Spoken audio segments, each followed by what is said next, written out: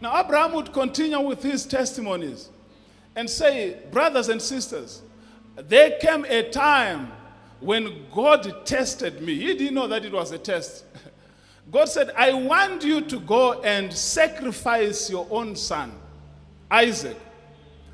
Now, you can imagine that, God, you have given us this child at such an age. And now I'm even way older, but you are saying I should go and sacrifice this child. Which means the moment I sacrifice this child, my probabilities of having another child again are now very slim. Isaac was no longer a small baby, a small child. I once spoke about that. He was a grown-up individual at that particular time. Chances are Abraham was around 115 or more years at this particular time. And God is saying, I want you to go and sacrifice your only son. I can see Abraham preparing, getting the firewood for the altar, getting the fire, going with the boy.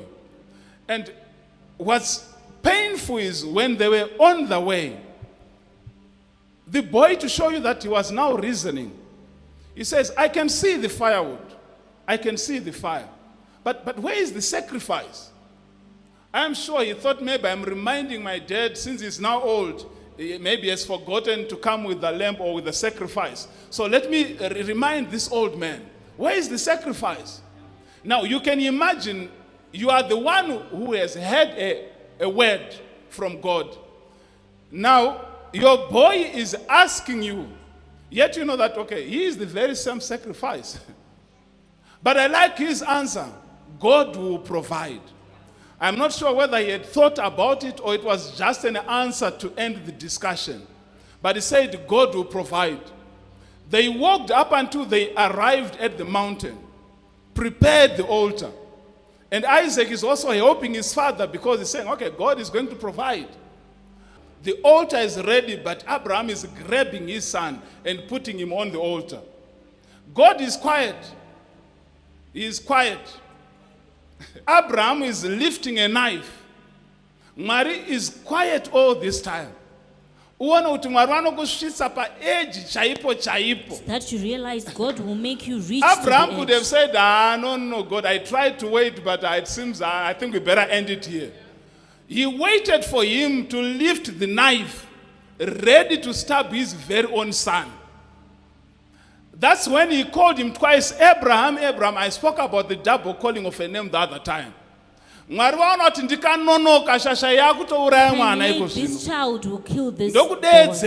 Twice. Now Abraham achicheuka, he saw When another Abraham dimension ya Mwari. He saw God's dimension.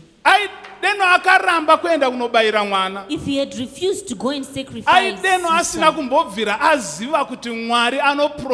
wouldn't know that God can provide. But But this because way, he obeyed God all his way, up up to that time when he lifted the now knife, you can qualify to see my other dimension of what I can do.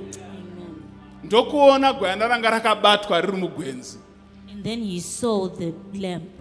Immediately when Abraham had that encounter, he gave him a name. You are Jehovah Jireh, the Lord who provides.